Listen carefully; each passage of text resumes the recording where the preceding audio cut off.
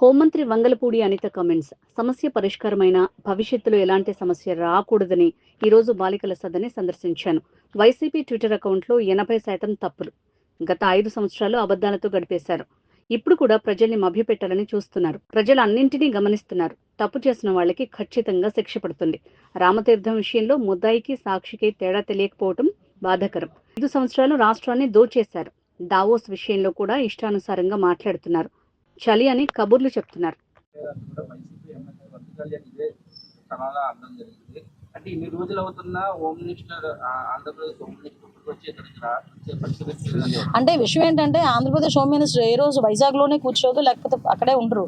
ఆ రోజు నేను ఉన్న సందర్భం విజయవాడలో ఉన్నాను. విజయవాడ నుంచి ఇమీడియట్ గా నేను ఆవిడకన్నా ముందే నేను కలెక్టర్ గారితో మాట్లాడాను. ఇక్కడ డిపార్ట్మెంట్ వాళ్ళని పంపించుకున్నాం. ఎవరో మాకు గుర్తు చేస్తే పనిచేసే పొజిషన్లో అయితే మేము లేవమ్మా. మా బాధ్యత మాకు తెలుసు. మా బాధ్యత ఎలా నిర్వర్తించాలో మా చంద్రబాబు నాయుడు గారు మాకు గైడ్ లైన్స్ ఇస్తున్నారు. As per that guide lines మేము పనిచేస్తున్నాము. ఎక్కడ కూడా ఇబ్బంది లేకుండా పనిచేస్తున్నాము. ఈ రోజు నాకు ఇక్కడికి రావడానికి నా బాధ్యతగా నేను ఇక్కడికి వచ్చాను.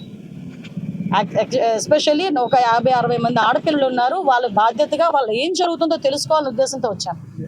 ఇష్యూ షార్ట్అవుట్ అయిపోయింది, అది మీకు తెలుసు. 5 అల్లరి చేశారు, ఒకరు కోర్టు కేసు, 4 ఇంటికి పంపించాం. చేతులు దులిపించుకోవచ్చు కదా, మేము చేతులు దులుపుకోలేదే. మళ్ళీ అసలు ఇక్కడ ఏం జరిగింది, ఏం జరగబోతుంది, మళ్ళీ ఫర్దర్గా ఎటువంటి ప్రాబ్లం రాకుండా చూసుకోవాలని చూసుకున్నాం. నిజంగా రెడ్ బుక్ అని మాట్లాడుతున్నారు. మేము నిజంగా కనుక రెడ్ బుక్ పరిస్థితే అంటే వాళ్ళు లాస్ట్ 5 సంవత్సరాల్లో చేసిన సిచ్యువేషన్లోనే మేము చేయాలి అనుకుంటే కనుక ఈరోజు రోడ్ల మీదకి వచ్చి 6 నెలలకే మాట్లాడతారు వాళ్ళు బయటకు వచ్చి. ఒకసారి మీరే ఆలోచించండి. అసలు యాక్చువల్గా మేము బయటకు వచ్చినప్పుడు లాస్ట్ 5 years వాళ్ళు అధికారంలో ఉండేటప్పుడు పసుపు చొక్కా బయటకు వేసుకొస్తే కేసులు పెట్టారు. నా మీద అట్రాసిటీ కేసులు పెట్టారు. వీళ్ళు ఈరోజు ఏమో లా అండ్ ఆర్డర్ల గురించినో వీటి గురించి మాట్లాడుతున్నారు. ఈరోజు మీకు ఇంకొక విషయం చెప్పాలి. ఇక్కడ బాధ్యత కలిగిన హోమ్ మినిస్టర్గా నేను ఒక మాట చెప్పాలి. వీళ్ళ పరిస్థితి ఏమైపోయిందంటే వీళ్ళకి వైఎస్ఆర్ కాంగ్రెస్ పార్టీ అని ఒక ట్విట్టర్ అకౌంట్ ఉంది. అది జస్ట్ ఓపెన్ చేసి మీరైనా ఒకసారి ఓపెన్ చేసి చూడండి. అందులోని 80% ఆఫ్ పోస్టులు ఫేక్. రీసెంట్గా నందిగాంలోనే ఒక యాక్సిడెంట్లో ఒక అతను చనిపోయాడు. చనిపోతే ఏమని రాశారో తెలుసా? టీడీపీ నేతలు హత్య చేశారని రాశారు. అంటే ఇటువంటి ఒక వైఎస్ఆర్సీపీ పార్టీకి సంబంధించిన అఫీషియల్ ట్విట్టర్ నుంచి నేను ఇమీడియట్గా నేను అది ఫాలో అవుతాను. క్లియర్గా చెప్తాను, నేను అది ఫాలో అవుతాను. ఎందుకంటే నన్ను ట్యాగ్ చేస్తారు వాళ్ళు. నేను చూసినప్పుడు నేను ప్రతిదీ నేను అడుగుతా, ఏంటి నిజమేనా కాదా. 80% తప్పులు. అంటే వీళ్ళు ఏంటంటే లాస్ట్ 5 సంవత్సరాలు అదే అబద్ధాలతో గడిపేశారు.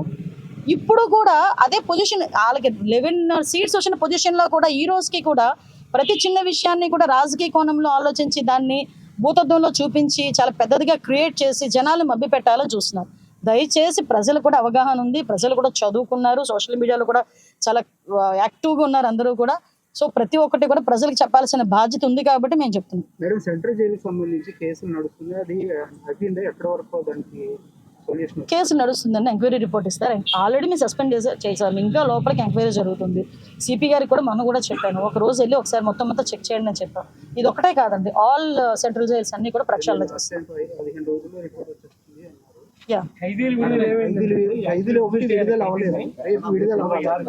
యాక్చువల్గా ఒక చిన్న ఇష్యూ నడుస్తుందండి, కోర్టు ఇష్యూ నడుస్తుంది, దానివల్ల నాకుంది.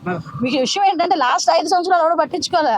మేము ఇప్పుడు కనీసం ఫైల్ అయినా మూవ్ చేసాం. కొంతమందికి క్షమాభిక్ష ఇవ్వాలి అని ఫైల్ అయినా మూవ్ చేసాం. ఒక చిన్న ప్రాబ్లం అన్నది రైజ్ అయింది, టెక్నికల్ ప్రాబ్లం అవుతుందండి, డెఫినెట్గా అవుతుంది.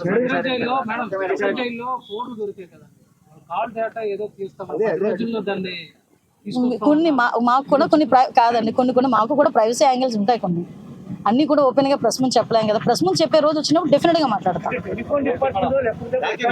డిపార్ట్మెంట్ కాదు, అన్ని all departments, especially all departments. Wait అది అతను అడిగారు ఏదో క్వశ్చన్, అది సమాధానం చెప్పలేండి. మీ ఒక్కరికే సమాధానం చెప్పాలంటే మన ఇద్దరం తర్వాత మనం అడిగిస్తాం. మీరు అడిగారు యాక్చువల్గా ఆ కాల్ రికార్డ్స్ ఎక్కడి నుంచి వచ్చినాయి, ఏ ఫోన్ నుంచి వచ్చినాయి, ఇవన్నీ కూడా డేటా కలెక్ట్ చేస్తున్నారు.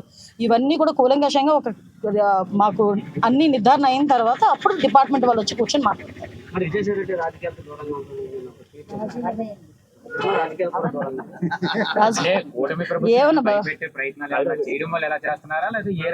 ఏమండి, తప్పు చేసినోడు రాజకీయాల్లో ఉన్నా లేకపోయినా ఆ తప్పుకు సంబంధించిన శిక్ష అనుభవించాల్సిందే. అర్థమైందా? అది తప్పు చేసిన ఎవరికైనా అర్థమవుతుంది. రాజకీయాల్లో ఉన్నా, రాజకీయాలు మానేసైనా సన్యాసం తీసేసుకున్నానని చెప్పి కాషాయం ధరించేసినా కూడా తప్పు చేశాడంటే కనుక డెఫినెట్గా శిక్ష పడాల్సింది. మరి అతని సొంత విషయం అంటున్నారు, లేకపోతే ఏ అర్ధరాత్రో గొడ్డలు ఏమైనా కల్లోకి వచ్చిందో, లేకపోతే ఏదైనా ఇంటెలిజెన్స్ రిపోర్ట్స్ ఏమైనా వెళ్ళినాయో, నెక్స్ట్ టార్గెట్లని ఏమైనా వెళ్ళినాయో ఏంటో ఆయనకి తెలియాలి, మనకు తెలియదు. రామతీర్థం ఇష్యూకి సంబంధించినటువంటి వాటిలో ఎవరైతే ముద్దాయిగా ఉన్నటువంటి వ్యక్తికి సీఎం రిలీఫ్ ఫండ్ రిలీజ్ చేశారంటూ కూడా నేను ఆ రోజే మాట్లాడాను స్వామి. విషయం ఏంటంటే ఎలా చూడుతుంటారు అసలు దాని గురించి? అసలు విషయం ఏంటంటే ముందు మీరు గ్రహించండి. అసలు నేను ఏమంటానంటే పొలిటికల్ లీడర్లుగా మేము బోల్డ్ మాట్లాడతాం, ఓకే, కానీ మీరు వేసేటప్పుడు అది నిజమా కాదా అనేది కూడా వాళ్ళని కూడా క్వశ్చన్ చేయాలి. నేను విజయనగరంలో ప్రెస్ మీట్ పెట్టినప్పుడు కూడా చెప్పా, అతను ముద్దాయి కాదు, విట్నెస్. అతను విట్నెస్, నా దగ్గర రిపోర్ట్ కూడా ఉంది. ఆ విట్నెస్ కూడా ఎవరంటే ఆయన ఆ చెరువులోని ఏదైతే నీళ్లు తోయడానికి వచ్చిన ఇంజిన్ ప్రొవైడ్ చేసిన వాడు. అట్ ద సేమ్ టైం ఆయన ఒక ఆటో డ్రైవర్, ఆయన ఒక విట్నెస్. ఆయన అది ఎలా మొత్తం నీళ్ళంతా తీసేసిన తర్వాత నీళ్లు తోడినందుకు గాను గవర్నమెంట్ వాళ్ళు, పోలీస్ డిపార్ట్మెంట్ వాళ్ళు అతనికి 1000 రూపాయల బజానా కూడా ఇచ్చారు. అదంతా కూడా విట్నెస్ కూడా ఇచ్చారు. అది Chandaka Suribabu, I think so. నా దగ్గర ఆర్డర్ కాపీ, విట్నెస్ ఏం మాట్లాడాడో కూడా ఉంది, మీకు పంపించమంటే పంపిస్తాను. అంటే ఇన్ని సంవత్సరాలు రాజకీయం చేసి, మంత్రులు చేసి, పార్టీ అధ్యక్షులు చేసిన ఆయనకి కూడా ఒక ముద్దాయికి, విట్నెస్కి, అది సాక్షికి తేడా లేకపోవడం అన్నది, తేడా తెలియకపోవడం అనేది దౌర్భాగ్యం. పోనీ నేను అంటాను, విట్నెస్ ముద్దాయో అతనికి ఏదో చనిపోయే పరిస్థితులకు వచ్చేసాడు, అటువంటి సమయంలో సీఎం రిలీఫ్ ఫండ్ నుంచి ఒక 5 లక్షలు ఇచ్చాం. తప్పేంటి? హ్యుమానిటీ బేసిస్ మీద ఆలోచించవచ్చు కదా. నీ లక్షల కోట్లు దోచేసుకున్న వాడినేమో కూర్చోబెట్టుకుని సీఎం చేసుకుని లాస్ట్ 5 సంవత్సరాలు రాష్ట్రాన్ని మొత్తం దోచేసి పడేశారు. ఈ రోజేమో ఒక పాపం లాస్ట్ మినిట్లో ఉండే అనారోగ్యంతో ఉన్నవాడు సీఎం రిలీఫ్ ఫండ్ పెట్టుకుంటే 5 లక్షలు ఇచ్చుకుంటే అదొక పెద్ద నేరం కింద, భూతం కింద పెద్ద భూతద్దంలో చూపిస్తున్నారు. ఏంటది? ఆ హ్యుమానిటీ యాంగిల్ ఎందుకు పోతుంది? నిన్న కూడా అంటే వాళ్ళు బురద ఎలా జల్లుతారంటే, నిన్న దావోస్ నుంచి చంద్రబాబు నాయుడు గారు, లోకేష్ గారు వస్తే ఇక్కడ నుంచి తెగ బయటకు వచ్చి మాట్లాడుతున్నారు. అదే దావోస్ 4 సార్లు అక్కడ సబ్మిట్ జరిగితే ఒకసారి వెళ్ళి, తర్వాత నుంచి ఆ ఒక్కసారి వెళ్ళిన రోజు కూడా తిన్నాల్లో తప్పిపోయిన కుర్రోడ్లాగేమో బిత్రచూపులు చూసుకొని ఏం మాట్లాడాలో తెలియక ఇట్స్ వెరీ లెంతీ క్వశ్చన్ అని చెప్పి మాట్లాడి బయటకు వచ్చేసారు. మళ్ళీ ఎందుకు వెళ్ళలేదయ్యా అని అడిగితే, అబ్బోబ్బో చలి -5 డిగ్రీలు, స్నానం చేయలేము, మా గడ్డగట్టేసింది, మా సెక్రటరీ పడిపోయాడని చెప్పి కబుర్లు ఆడారు. మరి ఇంకేం చేసావయ్యా అంటే గుడ్ అంటాడు. వీళ్ళు కూడా బయటకు వచ్చి చంద్రబాబు నాయుడు గారి గురించి, అరే అక్కడికి వెళ్ళిన తర్వాత చంద్రబాబు నాయుడు గారు, లోకేష్ గారు నిజంగా 3 రోజుల పాటు మనకు ఉన్న భౌగోళిక అంశాలు ఎలా ఉన్నాయి, మన కోస్టల్ ఏరియా ఎంత ఉంది, ఏ పెట్టుబడులు పెడితే ఇక్కడ వాళ్ళకి లాభాలు చేకూరుతాయి, వాళ్ళకి ఎటువంటి ఫెసిలిటీస్ కావాలని ఇస్తామని బిల్ గేట్స్ లాంటి వ్యక్తే ఆ రోజు చంద్రబాబు నాయుడు గారితో కలిసి కూర్చొని మాట్లాడుకొని ఆయన విడుదల చేయబోయే పుస్తకాన్ని చంద్రబాబు నాయుడు గారికి బహుకరిస్తే దేశం అంతా గర్వించదగ్గ సిచ్యువేషన్ని వీళ్ళేమో ఈ రకంగా మాట్లాడుతున్నారు. అది వీళ్ళ పరిస్థితులు. Thank you. చాలా